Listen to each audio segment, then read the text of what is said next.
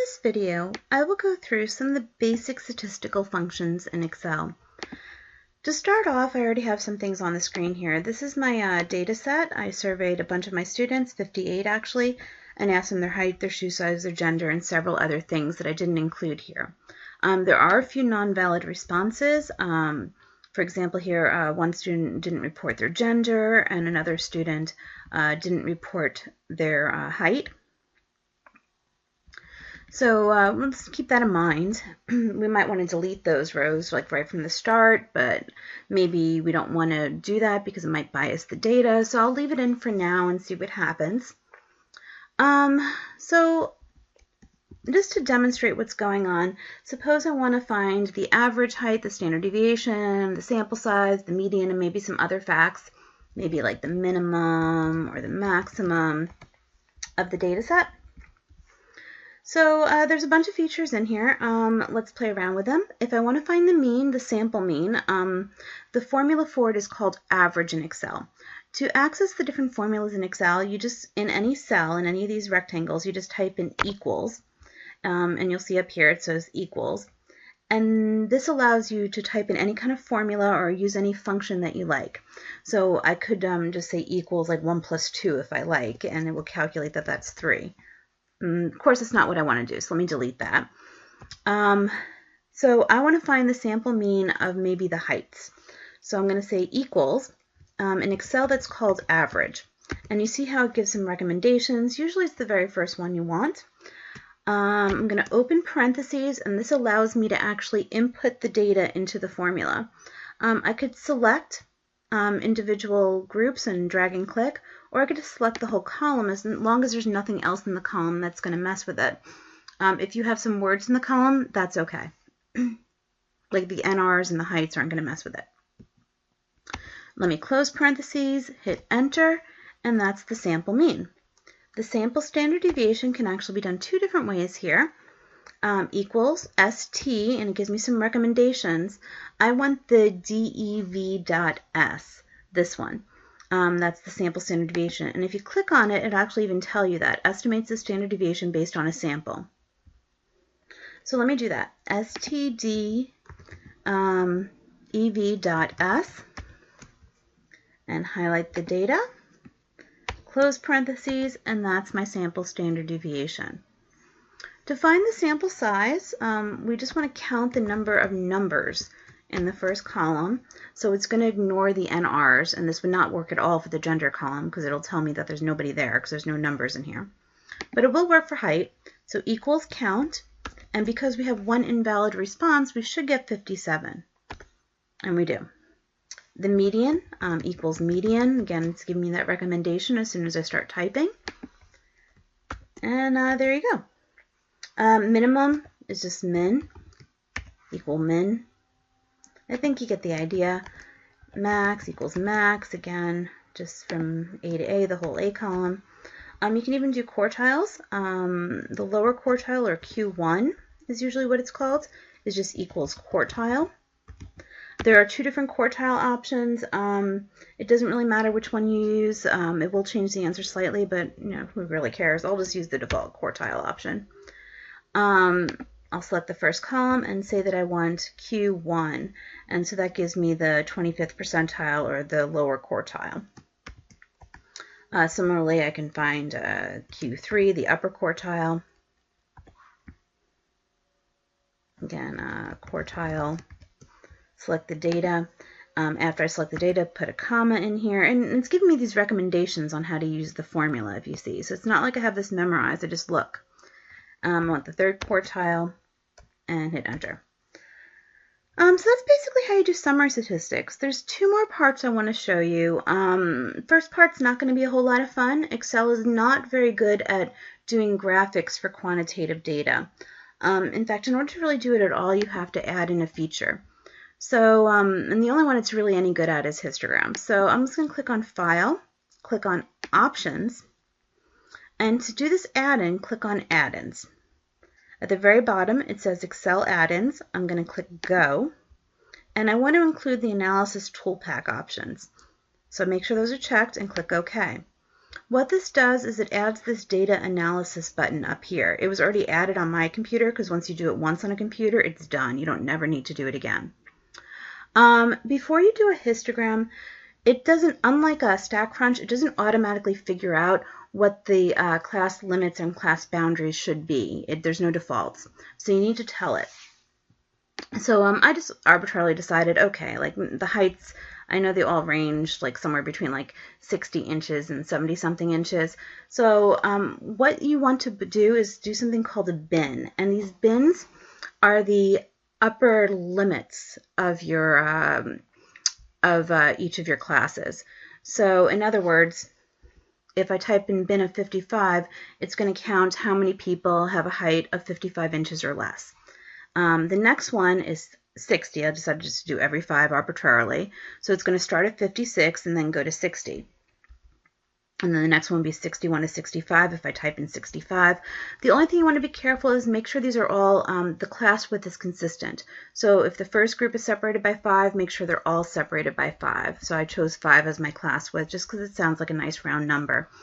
I didn't really put a whole lot of thought into this, to be honest. All right, so I'm going to click the data analysis.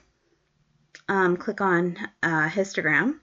I clicked on this earlier, so it's already here. But you might have to, move up a little bit to select histogram, and then click OK. Actually, it's going to give me an error message, but I'll show you the error message that it gives me.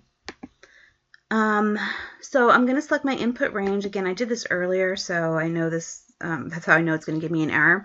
I'm going to select the first column.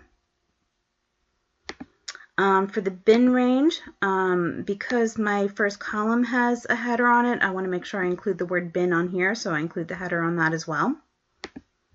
I'm going to say that there is labels on each of those columns. I want to select chart output. By default, chart output is not selected. And then click OK. And you see I got an error. It says that input range contains non-numeric data. So the non-numeric data that it's talking about is that non-response one, no response. So I'm going to delete that value. Okay, first I'm going to cancel out of here. And then I'm going to cancel out of here. And then I'm going to delete this value, the NR value.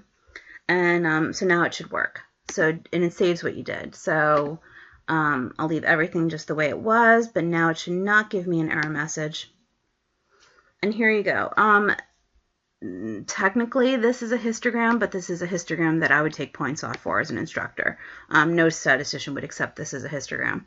There's no reason to write frequency here. The y-axis is already labeled, so if you just click it and press delete, it'll be deleted. Bin is essentially an Excel-created term that's not really useful to anyone, especially somebody who's never used Excel and not a statistician. So I'm going to just say that these are the heights of my students.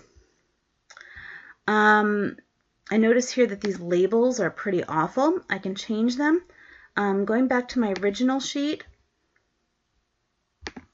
let's see, going back to my original sheet, I put in these beautiful labels here. So I'm just going to copy these and bring them over and replace these labels with my labels that I like better. So let's see here. This first one is from 51 to 55. The next one's 56 to 60. And it automatically changes it down here.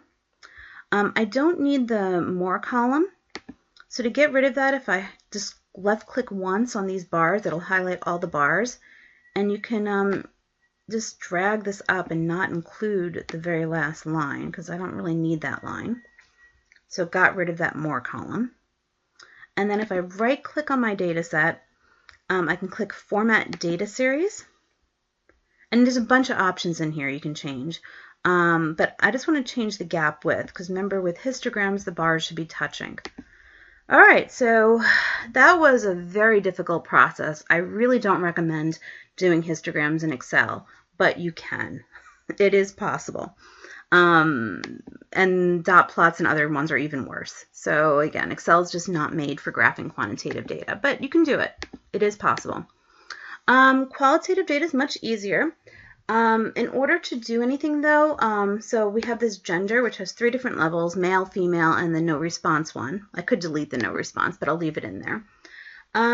So I have my gender, and I know there can either be male, female, or no response. And I want to do my counts on these.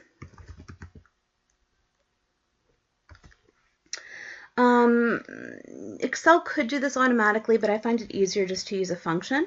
So what I'll do is I'll do equals count. So like the count before, but you see how there's this option for count if? It'll count if how many cells meet a certain criteria. So I'll do count if equals, select the column I want, the range, and my criteria is I want it to be equal to male. So I'll just left click here and that's what I want. Make sure it matches up perfectly with how you typed it in your original data. Hit enter, and so it says there's 20 males. If I want to copy a formula down, you see how there's like this little plus sign that gets created? I can just drag it down and it copies the formula down the column. So I see there's 20 males, 37 females, and 1 no response. So this is a frequency table, so you can include this in any report if you wanted to, just copying and pasting it into whatever program you like. But you can also click on Insert. If I want to do bar graph, I would just select bar, and then the first column. So there's a beautiful bar graph. You can change some of these options by clicking here or just adding certain elements. Like I like to add axis labels, which I think is this option here. You can add certain, just add a specific elements, like add a chart title. And just do little things to make the graph a little bit prettier, a little bit more of your own. If you click on something, so I'll change this to gender, or bar graph of gender maybe. And this is gender. And then this title here is frequency or count. You can change the colors of each bar. So maybe I want to, if I just double click and highlight only one bar. If I click on home, there were actually design options in here where you can just change the whole color scheme. But if I just want to maybe just change one bar color, which, why not? If I just kind of click on one, you see here where it says the fill option. If I right click, well, I can change the females to maybe a more pink color. It's not really pink. That's good enough. And maybe the no responses to green or some other color. All right, to create pie charts, it's very simple. And again, I can just copy and paste this graph into Word if I like. To do pie charts, it's very similar. You have to, you highlight your frequency table, click on Insert, select Pie Chart, 2D pie. Please do not do 3D pies in my class or anywhere because they're deceptive. 2D pie chart. Again, I don't like the default layout. You could change some of these, which are okay. I really like the very first option because it labels each slice and puts a percentage in here. I would still change the title. So maybe pie chart of gender, and maybe even be a little bit more specific of what the genders of. You can change the color scheme. I don't really like this one that much. Maybe, I don't know. Yeah, whatever. That's beautiful. Okay, not really. But it works. So whatever you like to do is fine. Again, you can click on an individual slice and right click and just change the fill color. So if I want to change this to like more of an orangey color, I can. Maybe the no responses, I can just, again, double click there, change this to green or whatever I like. And there you go. And again, this can just be copied and pasted into Word. Let me show you that real quick. So I already have this selected. If I just press Control C and open up Word,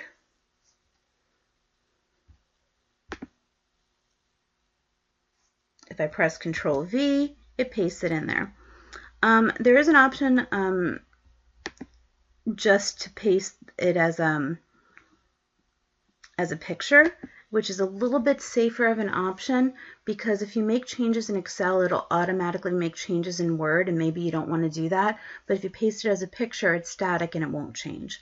So up to you. Have fun, play around. Hopefully you found this useful. If you have any questions, let me know.